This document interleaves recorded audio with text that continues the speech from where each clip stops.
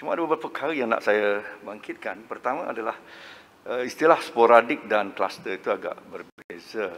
Sporadik adalah cases yang berlaku tanpa ada index cases. Ya, kita tak bercakap tentang clusters, sama ada Melbourne, sama ada Hyde Park, dan Sibagangga dan sebagainya. Itu cluster, dia ada index case-nya. Tetapi kalau sporadik, berlaku seperti umpama di Kuala Langat, yang mana seorang yang mengalami kemalangan, sebelum menjalani pembedahan di OT, ya, dia sebagai satu protokol, mereka dikenakan membuat kajian COVID, ya, testing SARS-CoV test, ya, ataupun PCR, RT-PCR itu, dan didapati ketika itu beliau adalah positif, ya. Begitu juga pada kes di Gombak, tak silap saya, another sporadic case yang this is of course related to ILI, ya, influenza-like illnesses, dan itu pun protokol yang sama, SARI dan sebagainya itu adalah juga cases yang menunjukkan bahawa ini berlaku sporadik, ya. Dan justru kerana itu tambah-tambah pentingnya untuk kita menekankan tentang testing.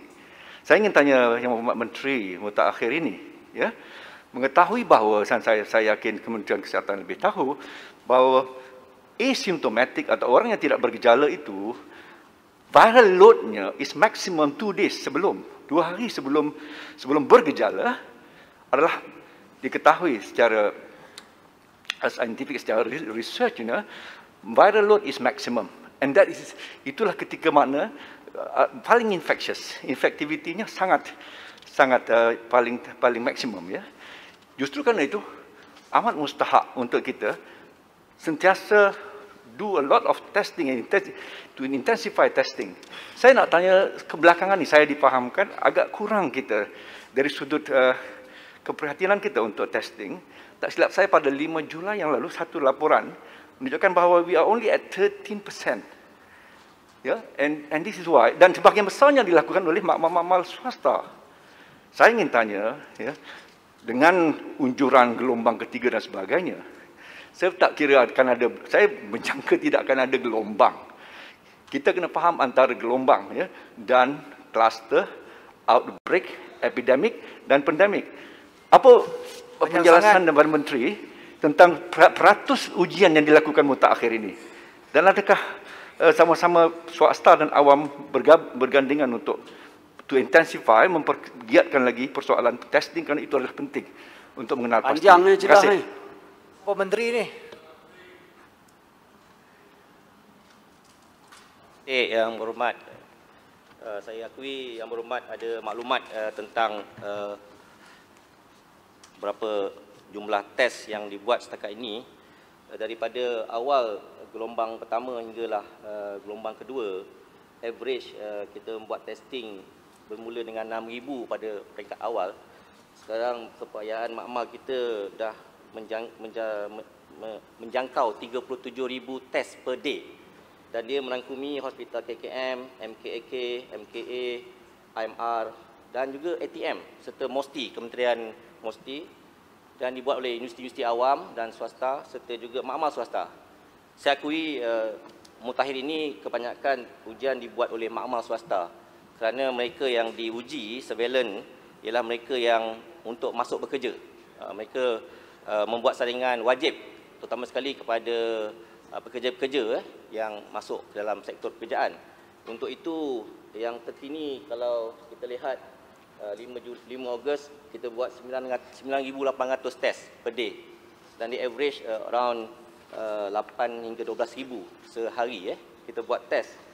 Dan ujian-ujian ini tentu sekali diteruskan kepada 4 aspek ni, iaitu ILI, yang seperti disebut oleh Yang Berhormat, iaitu influenza-like illness, dan kita ada 46 sentinel klinik satu Malaysia yang kita sediakan. Kedua SARI. SARI ini subacute respiratory infection, iaitu 100% diambil untuk sampel COVID sekiranya mereka datang ke hospital dalam gejala, ya, bentuk gejala. Dan kita test.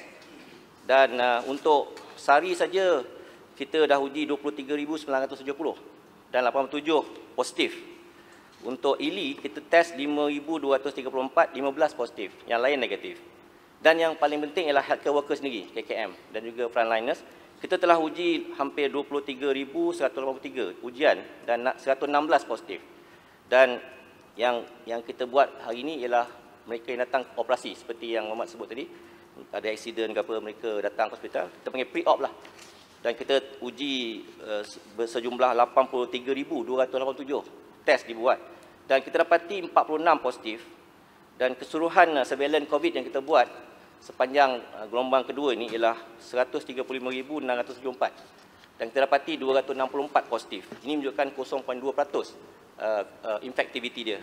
Dan kes-kes sporadik seperti dalam komuniti terus dipantau melalui surveillance yang diperkukuhkan. Seperti saya sebut, kita dah saring 135,674 kepada mereka.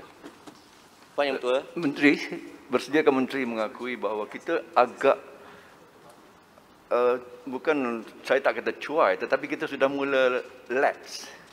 Kesungguhan kita pada tahap awal, ya pada peringkat 26,000 test untuk 100,000 at its max, at its maximum, ya. Sekarang kita sudah mula nampaknya kendor, dan ini kecuaian yang saya, bukan kecuaian, tapi ini satu yang kita observe, yang kita perhatikan, yang perlu dipertingkatkan oleh KKM. Kami di Selangor dan STFC Task Force di Selangor menekankan persoalan testing kerana itu adalah yang paling pendekatan yang paling baik untuk kita kesani dan mengelakkan kluster dan juga mengelakkan penularan yang lebih parah, ya. Jadi saya nak tekankan supaya KKM mengambil sikap yang sama, because atas sebut-sebutan tentang the third wave dan sebagainya. Terima kasih. Soalan